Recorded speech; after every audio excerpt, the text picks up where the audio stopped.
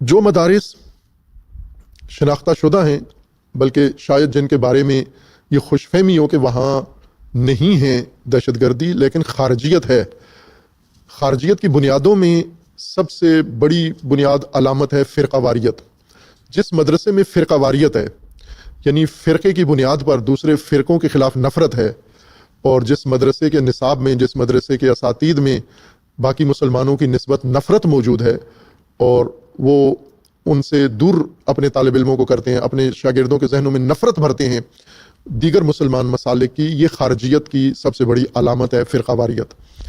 دوسری بڑی علامت ہے تکفیریت، کہ فرقہ واریت ہی سے نکلا ہوا ایک جو عمل ہے وہ تکفیر ہے، کہ اپنے علاوہ تمام باقی مسلمانوں کو نعوذ باللہ کافر سمجھیں، ان کو غیر مسلم سمجھیں۔ یہ دوسری علامت ہے تکفیر خارجیت کی۔ تیسری علامت یہ ہے کہ تکفیر کر کے پھر ان کو واجب القتل قرار دینا، یہ تیسری علامت ہے خارجیت کی، جو آسانی سے پکڑی جا سکتی ہے میڈیا کے، چونکہ ایسے مفتی میڈیا میں ہیں، ایسے مفتی جو نفرت بھی پھیلاتے ہیں، جو کفر کے فتوے بھی لگاتے ہیں مسلمانوں کے خلاف، اور دو مسلمانوں کو واجب القتل بھی قرار دیتے ہیں۔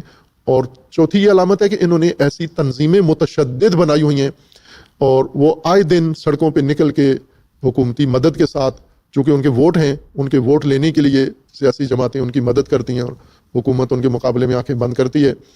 تو یہ بھی ایک چوتھی علامت ہے ان کی، کہ ان کے پاس تشدد پسند تنظیمیں موجود ہیں۔ یہ خارجیت کی واضح علامتیں ہیں۔ اور پھر جب ان سارے مراحل سے ایک متشدد مدرسے میں تشدد پسند، فرقہ باز، فرقہ واریت میں مبتلا مدرسہ، آلودہ مدرسہ، مفتی استاد تکفیریت کی لعنت میں مبتلا مفتی استاد، اس کے زیر سایہ جب شاگرد پڑھتا ہے بن کے پھر عملی میدان میں آتا ہے، وہ دہشت گردی کا حصہ بن جاتا ہے، خوارج کا حصہ بن جاتا ہے۔ بس خارجیت تک پہنچنے کے لیے، چونکہ پاکستان کی ریاست نے خارجیت کا مفہوم اپنی نئی اصطلاح کے مطابق وضع کیا ہے، اور ان کی مراد یہ ہے کہ جو ریاست کے خلاف ہتھیار اٹھاتے ہیں مذہب کی بنیاد پر، ریاست کو اسلام سے خارج قرار دے کر ریاست کے خلاف جہاد کو واجب قرار دیتے ہیں، یہ خوارج ہیں۔ لیکن اگر یہ ریاست کو چھوڑ دیں اور شیعہ کو ٹارگٹ کریں پھر یہ خوارج نہیں ہے۔ لہذا خارجیت کی اصطلاح ریاست کے نزدیک فقط محدود ہے ریاست کے خلاف ہتھیار اٹھانے والے پر۔ خوب یہی جو ریاست کے خلاف ہتھیار اٹھاتے ہیں، جنہوں نے لاہور میں پولیس پر حملہ کیا ہے، ریاست پر حملہ ہوا ہے، یہ خوب اسی کو لے لیں، اسی خارجیت کو لے لیں ہم۔ یہ خارجیت کہاں، اس کا جو پروسیجر ہے، پروسیس ہے، وہ کیسے بنتا ہے؟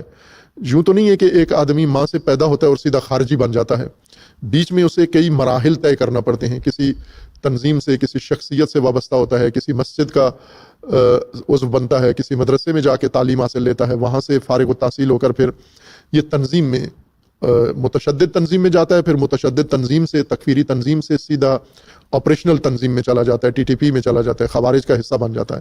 خوب یہ طریقہ کار ہے خارجی بنانے کا پاکستان کے اندر۔ اب اس کو روکنا ہے، روکنے کے لیے کہاں سے شروع کریں؟ آخری سٹیپ کو روکیں، یعنی خارجی نہ بنے، تکفیری بنے، پھر مذہبی منافرت بے شک پڑھیں، دوسرے مسلمانوں کو کافر کہیں، دوسرے مسلمانوں کے خلاف جذبات ابھاریں، ہر کام کریں، لیکن ریاست کے خلاف اسلحہ نہ اٹھائیں۔ خوب یہ وہ چیز ہے کہ آپ ہر غلط چیز کھائیں، آپ کینسر پیدا کرنے والی تمباکو نوشی کریں، سگریٹ پئیں، بیڑی پئیں، ہر الا بلا کھاتے جائیں، لیکن خیال رکھیں اپنی صحت کا کہ کینسر نہ ہو آپ کو۔ یہ نامعقول توقع ہے، غیر منطقی توقع ہے۔ اگر آپ نے کینسر سے بچانا ہے تو تمباکو نوشی بند کرنی پڑے گی، آپ کو کینسر پھیلانے والی چیزیں ساری روکنی پڑیں گی، بند کرنی پڑیں گی۔ یہ کینسر ہے، دہشت گردی وہ سماجی کینسر ہے، سرطان ہے۔ اس سرطان کو پیدا کرنے والے جو عناصر ہیں، جو نظریے ہیں، جو فتوے ہیں، جو مسلکی آراء ہیں تاریخی طور پر، یہ ہیں اصل میں خارجیت کی بنیادیں۔ اس خارجیت کی بنیاد کو آپ کو کنٹرول کریں۔ لاہور پولیس پر حملہ ور اس پروسیجر سے گزر کے پھر اسلحہ لے کر، بندوق لے کے پولیس پر حملہ ور ہوئے ہیں۔